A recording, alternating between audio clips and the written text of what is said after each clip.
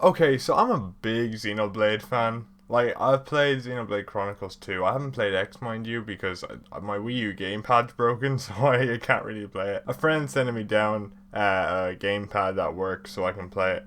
So, thanks ahead of time, man. I'm gonna play X soon enough. I might talk about it, we'll see. But just recently I decided, alright, let's play Xenoblade Chronicles 1 Definitive Edition. Because I don't know why I didn't buy it first. I think it came out in what, 2020? So I didn't buy any games in 2020. All I did in 2020 was watch One Piece. I'm not gonna lie. That's all I did in 2020. So when 2021 came around and my friend, one of my best mates, he decided to play Xenoblade Definitive Edition. And he ended up liking it. He's not a big RPG guy. Or, well, he doesn't have the time, you know. If he can't sit down for a few hours to play it, he won't get to play it. So obviously with quarantine, he got the time to play a few more RPGs other than Earthbound. So he really enjoyed it. So I was like, well, if he likes it, I'm sure it's still good. Now I was going to play it at any point, but it kind of accelerated the point at which I was going to play it because I was going to take my time because I had stuff to read that I wanted to read. But I kind of put all that on hold to play this when I heard, oh, well, he liked it. And I booted it up and started to play it. And honestly, I think it's the best game in the series so far. I have my reasons for it. I think it and 2 are on like kind of equal pegging. There's just a few things that put 1 above 2 for me. And in terms of content, 2 is definitely better. Like, it has more content, and I guess you could say more quality, in the sense that, like, oh well, there's more content and they're all like very good quality. So it's like, in terms of that, you could say 2 is better. But I just preferred the focus that 1 had compared to 2. So I personally, I'm going to talk about why 1's great, and I'm probably going to bring 2 up every now and then. But I'm looking forward to this because there's so much I want to talk about with this game.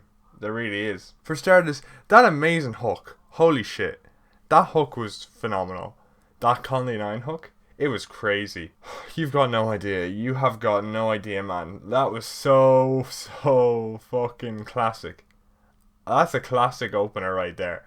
Like, when video games become more respected and start getting their own, like, proper story awards and they start being looked at as, like, art forms, if that opening isn't thought of as, like, the Attack on Titan opening of video games, I will be shocked. Because that was a stellar opener. I love that opening, bro. It really got its hooks into me so quickly compared to the second game. And I'm going to compare it a lot to the second game because that's the one I played first, and I think that game is really good and I love it. It's like a 9 out of 10. So this game, I'm going to compare them a lot. So if you don't like comparisons from them, I don't know what to say. But the difference between their hooks was phenomenal. Because yeah, okay, 2 was a little funny. It took the comedic side, but there was no hook in it really until chapter 3, right? When that final fight in chapter 3 really gave you a hook for 2. But I feel like the hook was immediate, right? They introduced you to the 2 main characters. And I forgot the whole Sword Valley thing. I didn't even mention that. That was a pretty decent hook.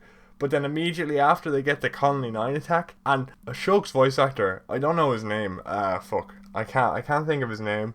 I have it on screen now, if I can find it. But fucking phenomenal. He's the same guy who voiced Klaus in Xenoblade 2. And oh my god, like, his voice was so good in this game. And that opening where he was like, I'll kill you, bro, that was awesome. That was, man, this opening really got its hooks in. It really did. And it kind of kept me going for the entire game. And the difference between the first and second game, especially here, was the first game, sorry, doesn't let up. It keeps going. It keeps going from major moment to major moment to major moment. It's constantly running. And because of how it's structured and how they focus on the impacts of the attack throughout the entire story, you get a real attachment to both Shulk and Ryan specifically, and Dunban later on, but he doesn't join for a while. So but when you get Dunban as well, Dunban is just great. I think he brought an element of maturity. And I'm not saying Ryan and Shulk weren't mature, especially Shulk, he was quite mature. But unlike Shulk, Dunban is kind of always level-headed. And I think that worked to kind of, level out Shulk and make him make the right decisions. Because without Dunban, he'd be acting on impulse all the time. And it also helped that, Shulk really respects Dunban. He would take his advice very often. It was a major thing that he respected Dunban quite a bit. So Dunban's kind of overall the decision maker of the group for the most part. He takes Shulk's visions into account, but he'll be more level-headed in the decision making. But you care about those two characters because of what happens to Fiora during the attack. And it's a really good hook. And the three characters, those particular three characters were the main focus of the story until Fiora comes back into it. But we'll talk about that later. It's really good. It's a really good hook and a really good start to the game. And even the first 3 chapters. The second chapter is kind of a low chapter. You know, it's the one lull in the entire fucking game where they take a slow, like maybe 20 minutes to travel around Grajar Fields and meet Juju and stuff. But then literally the second after you save Juju, it's going into high gear again. You're trying to save people who are getting eaten. Like that's fucking, it's non-stop, this game. It really is non-fucking stop off the jump. And I think that really got me hooked, man. And Shulk is probably the best protagonist in the series, and I think I'm not alone in saying that. Obviously I haven't played the games that Elma's in yet, so I can't really critique Elma's character, but I did hear because of the less story driven elements of X, the characters aren't really as well developed as the other two. Now obviously that's coming from someone who's only heard bits and pieces about X because I haven't played it, so don't take that as fact really. Shit, man, it was crazy. 1 was crazy. And the gameplay is pretty solid. You can see kind of the basis for Xenoblade 2's gameplay as well, with all the arts and the chain attacks and the auto attacks. It's pretty solid, you know, it does its job very well. I do think I prefer 2's combat system, especially the chain attacks. I didn't really like the chain attacks in 1, because unlike 2, I wasn't very sure how you continue a chain. Sometimes the chain would continue, other times it wouldn't.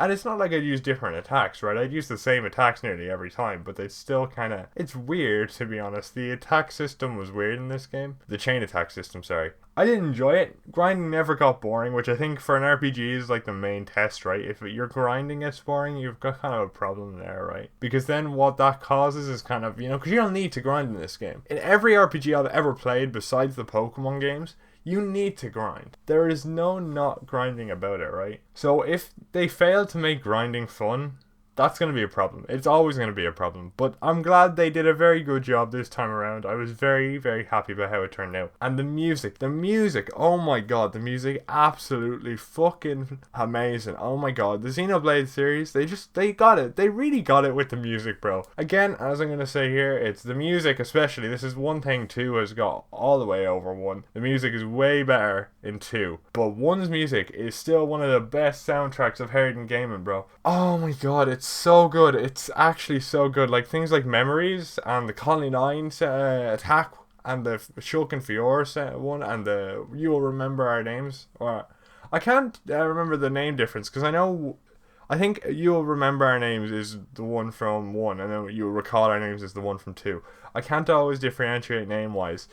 But that particular track is better in 1. I really like that track when it plays and it's in the unique monsters and stuff. But even the area tracks are really good as well. Grajar Fields, obviously. Prison Island is pretty good. You know, pretty good. There's a lot of good tracks in the Xenoblade series, man. Oh, they're so good.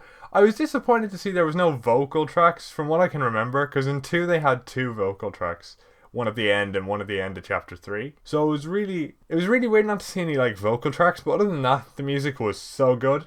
Really good. I really liked it. And Shulk, the theme that played when Shulk got angry, absolutely great theme. Absolutely fantastic theme. Moving back to the gameplay though, because I talked about the music for a little bit. It's good. Same thing in 2, right? That you can pick the characters you want to play as. Now, I did mostly play as Shulk in most of my playthrough because, you know, he was the main character and I like how the Monado played. I'm a sword guy, right? But sometimes I switch to Charlotte, Charlotte if I needed healing. That is one problem I do have.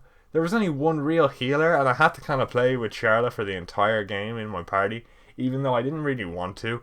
You know, near the end of the game when Fiora shows back up, you kind of want to have Fiora in your party, but then in boss fights you kind of have to switch back to Charlotte because you need that extra healing, which got kind of annoying after a while. Especially that fucking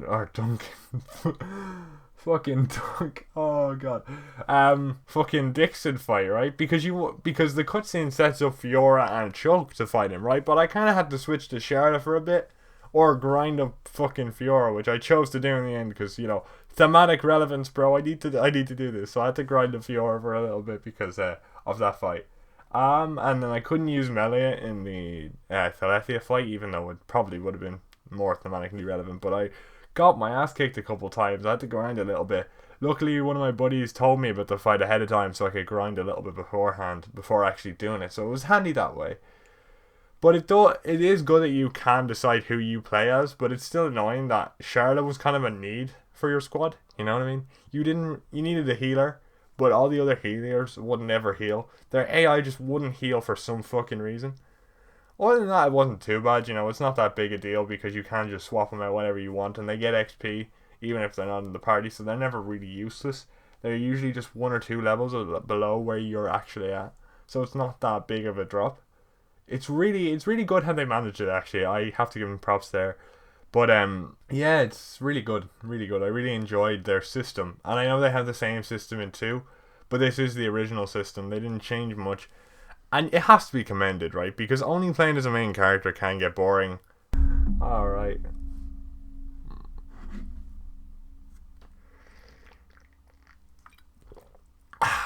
Tea. Boys, tea. Top tier stuff. No, but it'd be nice to run around as characters in more RPGs other than playing as the one main character. Like, imagine running around as Dimitri or Claude in the monastery in Fire Emblem Three Houses. I think those type of stuff is really good.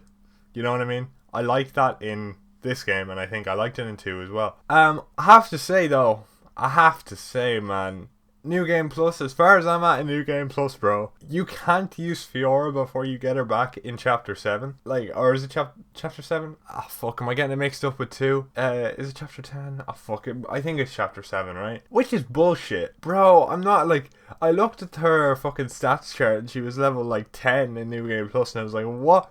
Because they differentiate between her Maka self and her real self, which is crazy, man. Like, what the fuck? I don't know. I haven't got to garage her feels yet in my New Game Plus file because I haven't been playing it too much. I've been trying to play Torna a bit. Oh god, though, it was mad. I was like, what the fuck? But nah, that's really all I have to say about the gameplay. I'm really happy about how it turned out. One more thing about the gameplay, though. The goddamn outfits, fucking hilarious, bro. That was so funny. I was laughing my ass off nearly every other time. It was fantastic, bro. It was so funny. I had Ryan wearing like one of these Indian stereotype hat things. It was so funny. And I had Charlotte wearing like demon horns. And Shulk was just wearing like red stormtrooper armor the entire time, and it's just hilarious. It was so funny, and I have to tell you, it was I saw some people had like, you know, that fight between Munkar and Dunban, the really like stunning cutscene fight where they have Dunban completely naked, and that's just, all this stuff was hilarious. I have to commend them for allowing you to do that. I wish they allowed you to do that type of thing in 2. Man, that was fantastic. I loved it. I really did. It was just really good. I really enjoyed the outfits. It was hilarious. Again, though, as I said before, going back to the story, right? The story is all go. It doesn't stop. You get one break at Beyond Its Leg, like I said before, but it's all go, and I kind of preferred that because in 2 you get like a couple breaks at the start of every chapter, and yeah, that's fine for some people. It helped build their characters and stuff, so it was grand that way. But I'm a bigger fan of the whole all go story. It works more for me. It doesn't bring the story down as much in 2. Like, 2 isn't like suffering because of it. I just preferred it, especially considering the type of story they were trying to tell. I don't think it would have worked with 2's story because of how much time they had to fill. Because 2 is a build-up story, right? It builds up, it gets better every single chapter, whereas 1 kind of just is an all high. It's like an all high, then 1 low, then all high for the rest of the fucking playthrough. And I really appreciate that type of game. Honestly, to have that there. The story was phenomenal, the gameplay was solid, you know, and having it all go all the time, I kind of preferred that, and I think that's what puts this game up to a 10 other than a 9 for me, is the all go way of the story, and I really enjoyed how the story ended. Bro, that shit with Alvis, I can't believe it. Alvis is Ontos. My god, man, Alvis is fucking Ontos. That was great. I love that shit. The connections to 2 and stuff, I knew they already existed, man, because I had played 2 already. But I didn't realize the Ontos stuff, man.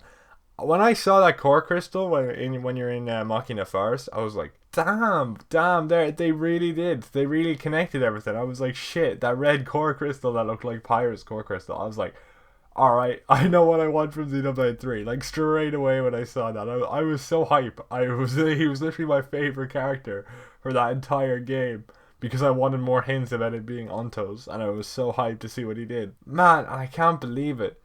And when Shulk gets the True Monado, when he's resonating with, like, when he's resonating with fucking Alvis, he does the fucking blade pose. Like he's resonating with a blade. It was so cool.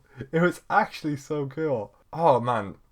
I do want to see why he had space in his mind, though, because Pyra had, what you call it? Pyra had the Elysium, right? Now, maybe he had space because, you know, Klaus had being a space pilot, or space researcher before he split the world in half. Or split the dimensions in two. You know what I mean? Maybe that's why. But it was really cool. All the little details that connect the two of them when you were playing through it. You were like, oh my god, this is this and this is that. Like, oh my god, he's the next Aegis. Oh my god, Shulk is resonating like a blade. It was fantastic. I was really happy about it. There is one thing though about this. I wasn't really happy. Well, not that I wasn't happy about it. I'm okay with how it went. But I noticed that this game, as I was saying, is more plot focused than character focused, and that's fine. I prefer that in many ways. If you don't have good, if you don't have good characters, you shouldn't focus on the characters. But this game had stellar characters besides Charlotte, but had stellar characters throughout the entire game, right? And I kind of wanted a slight bit more focus on them. I know that's what the heart to hearts are, but the difference between that was they didn't decide to voice them in this game, and I was like, oh, that's a pity. And I know it's like you don't need voices, you don't have them in every RPG. But when you've got all of them voiced in 2, you kind of wanted them all voiced in Definitive, right? I kind of did, man. Honestly, that was a bit disappointing. I kind of been spoiled recently with Xenoblade 2 and Fire Emblem with like all the voices for the heart-to-hearts and stuff. So that is my own fault for expecting that. But it was good. I think the more plot-focused way they went about it did work for this story. But it left characters that weren't from Colony 9 kind of a bit, you know, you're not really invested in them, right? Like, I like Ricky. Ricky had, like, they have their moments, right? They do have their moments. They have, like, 2 moments in the entire story. 2 major moments that make you, if you like those moments, you care for those characters. Like, Ricky, I liked Ricky before the Dunban speech. But after that, I was like, oh, yo, Ricky's the GOAT. I love Ricky. Because his speech to Dunban was awesome when they went on the beach. When he was like, that's what a data pawn does, you know? And I was like, the dude is actually giving advice to Dunban. He's actually more mature and more kind of level-headed than I thought he was. I gained respect for Ricky then. I was like, man, I respect him. Oh, bro, that's crazy. I loved his little speech, and I loved Ricky because of that. And obviously he had his humorous entrance, right, which is hilarious and always will be. And then obviously Charlotte, with her moments, she had her Zord, where she, like, thing with Zord, where she, like, you know, kept shooting him with the rifle and stuff to keep him down. And then the thing with Gatto near the end of the game. But, like, I didn't really care for Charlotte too much. I cared about her predicament, obviously. But that was mainly because, bro, my boy Atharon, let's go. I don't know. I had this joke with my friends through the entire game where they'd be like, oh, yeah, how's all you liking the cast? And I was like, yeah, King Atharon, boys. Yo, this game sucks because you can't live with Atharon. So now I just genuinely like Atharon because of that joke, and it was really funny, and I enjoyed that. So I care about it now, those moments in Call of Duty 6, because of Atharon, not Charlotte. And I know it's my own friends and memes and stuff, so that kind of made me care for Charlotte less. But I feel like unless they're Colony 9 characters, they're not as... Their development doesn't take place throughout the story. It takes place in 2 key moments near the beginning and the end, which still means they have development. And I liked Ryan and Charlotte's kind of relationship growth, and I liked how relationships were handled in this game quite a bit, especially compared to 2. 2 handled relationships quite fine, but it was a more comical way of handling it, where this game kind of played them straight, especially like the 2 major relationships, which were obviously Atharon and Dixon, and Ricky and Dunban. Obviously, man. Nah. But, oh, Jesus. Oh, God. Okay. Oh, sorry, that Ricky and Dumbo part really got me. I don't know why. Oh god. No, but Fiora and Shulk and Charlotte and Ryan, they were really played very, very straight and very well. I like the differences in how they developed as well, because obviously Shulk and Fiora were kind of already a thing, right, before this started. And kind of seeing his care for her and her care for him, and how it wasn't like, it was a very it was a very normal relationship, right? It was just weird to see it played extremely straight in a video game and played very normally, especially a video game very anime based, because usually they play it like, ooh, very naive, very like kind of weirdly, instead of just playing it straight like you really should. And it developed into some really nice and sweet moments. All the moments on the beach. I don't know what you would call the area they were in, but you know, before they met the Mechana, all those moments, all those little sweet moments between the two, and even the moment at the start of the game where like Fiora makes something, Shulk's taste buds are really kind of messed up, but he still says it's nice because he wants to compliment his partner. And you kind of, when you understand that feeling, right? You understand wanting to make them feel nice about themselves, making them want to feel good about themselves. And you kind of go out of your way to try and do that, and try to comfort them in any way you can. And even Fiora does that later on in the game with Shulk and all as well. And it's real normal and real down to earth. And I know it's a weird thing to focus on, right? Because, oh well, isn't that just how they should do it?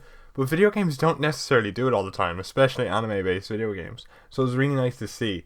And then when Ryan and Charlotte's was fairly banter based, was really nice to see as well, because they showed you two normal relationships done in very different styles, which I felt was just, it really put a nice cherry on top of the entire story, because you love to see it. And as I said before, it developed into really sweet moments. Like, it was good. It was really good, and I really appreciated that stuff, you know? I really did. One thing as well, the cutscenes in this game, fantastic. Fantastic. They really were. I don't know how much I could say about how good those cutscenes were, but they were fantastic. They were like a shonen anime. The fight between Dunban and Mokar, the fight between Mainith and Sansa later on in the game, all those cutscenes, like, they're really, really stunning. Really good, really well choreographed. They don't really show Shulk fighting that much. I did notice that.